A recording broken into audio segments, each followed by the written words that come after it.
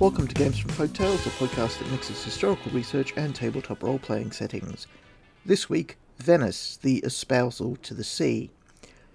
We've covered the Espousal to the Sea in Against the Dark, I believe? No, City and Guild, perhaps.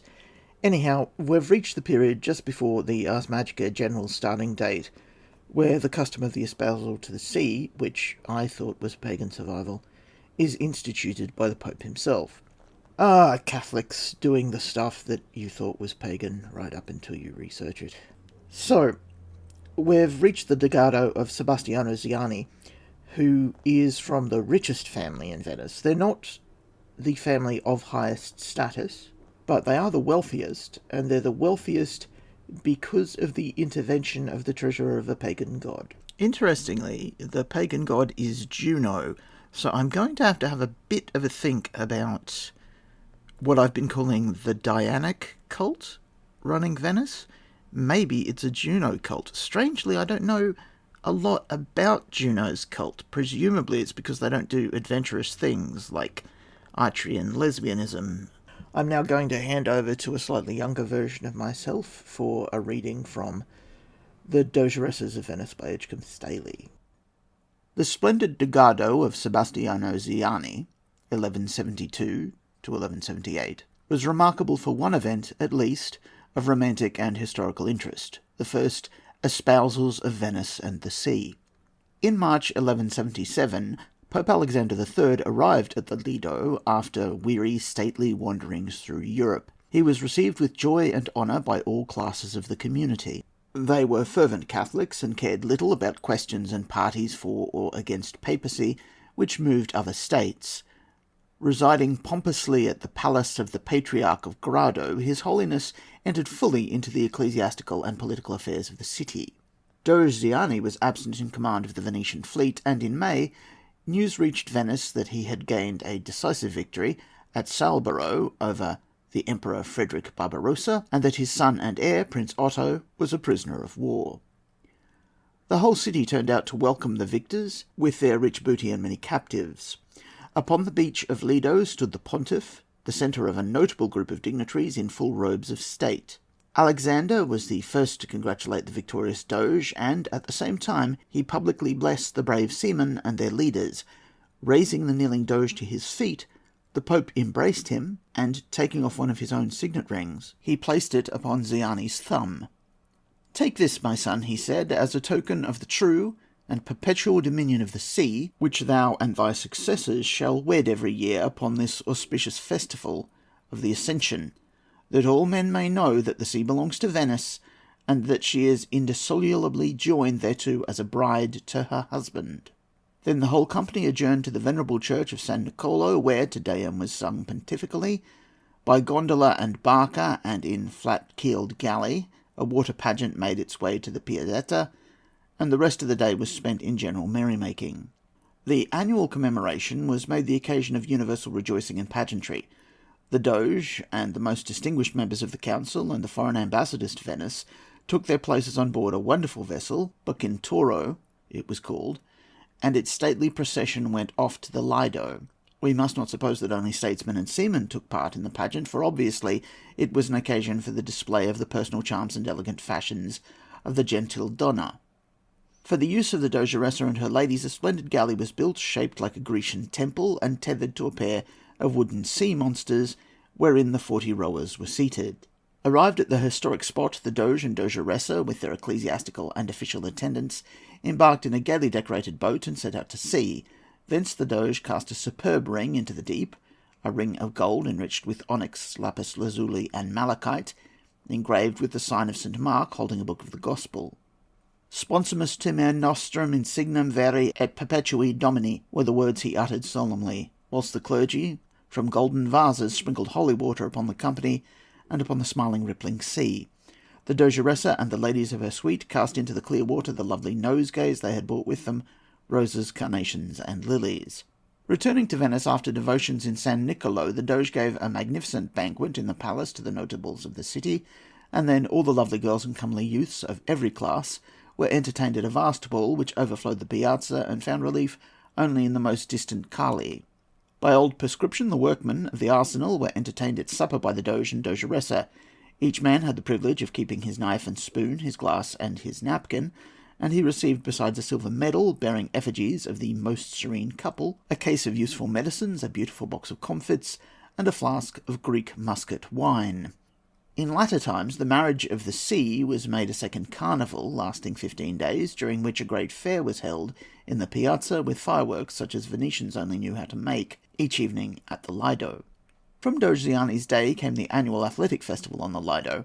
Lads turned 15 and young men up to 30, after careful training in their various sesterci, or city wards, went off to the butts and tracks set up upon the beach to contest for prizes in shooting, wrestling, boxing, running, and other sports.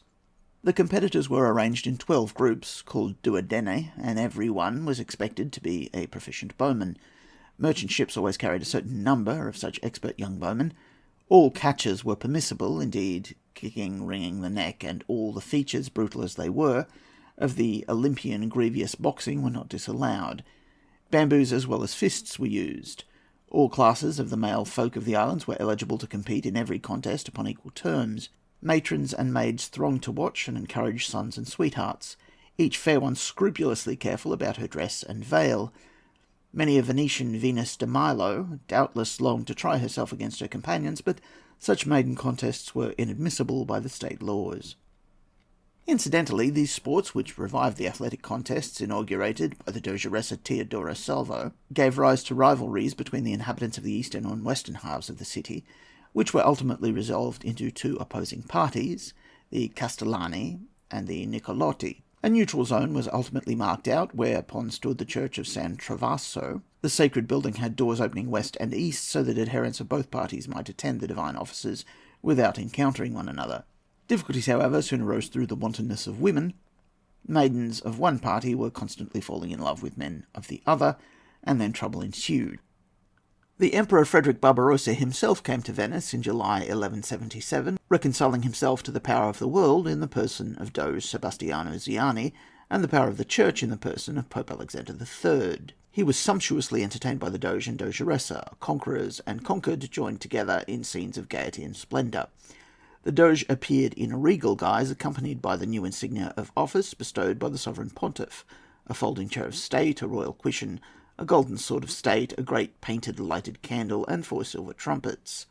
The Dogeressa wore a jewelled diadem around her ducal horned cap, the gift of the Pope, and a cape or mantle of gold brocade, bearing the imperial cognizance, placed around her shoulders by the Emperor. Happily, Sebastiano Ziani was a wealthy man, and so was able to maintain the ducal dignity without reproach. He was born in 1102, the son of Marino Ziani of Santa Giustina in Castello, a noble of ambassadorial rank. A curious legend was treasured in the family. An ancestor at Altino discovered among the ruins of the Temple of Juno a cow moulded in solid gold.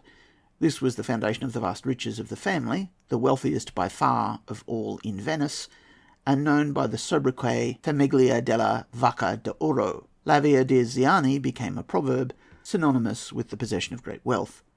Sebastiano lavished munificence unstintingly in Venice. New bridges, new facades to buildings, new churches were witness to his benevolence, and dying in 1175, he left the bulk of his fortune for the decoration of San Marco. He abdicated in 1170 and entered the monastery of San Giorgio Maggiore. No historian has preserved the date of Dogeressa Cecilia's death. Probably she too found refuge in the ducal convent of San Zaccaria. Games of chance and gambling were always restricted in Old Venice, but in 1175, Niccolò Battieri, as a reward, honesta grazia, in the words of the Doge, for having succeeded when many others had failed in lifting and placing the 2 great pillars of Semnos granite at the end of the Piazzetta, claimed the privilege of opening a gaming saloon or tent between the columns. The promise could not be gainsaid, whatever the successful engineer likes to ask, but to prevent, so far as possible, the success of the undertaking, it was ordained that all public execution should be carried out on the spot. Between the 2 pillars, a raised flat stone was placed, and upon it are laid, and hath ever been, for the space of 3 days and 3 nights, the heads of all such as are enemies or traitors to the state, or some notorious offender. And there we leave my younger self.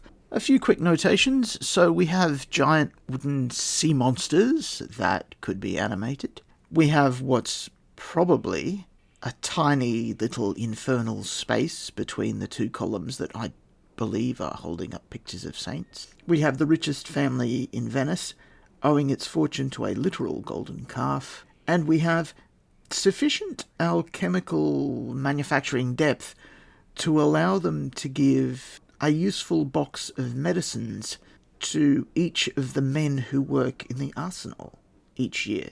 Beyond that, we have the pageantry and the parties as setting for stories. You wouldn't want to accidentally take part in the ceremony of the espousal of the sea and then, once you are out in the middle of the ocean, find out that priests are going to be pouring holy water all over everyone if you are one of the fairies allergic to that substance. Also, we have two factions which allow us to reuse all of the plot ideas, which essentially boil down to the Battle of the Blues and the Greens that we have used over and over and over in various other media. Next time we return to Venice, we'll be discussing the Degado of Arrigio Dondalo, who was the one who led the sack of Constantinople. Your saga may vary.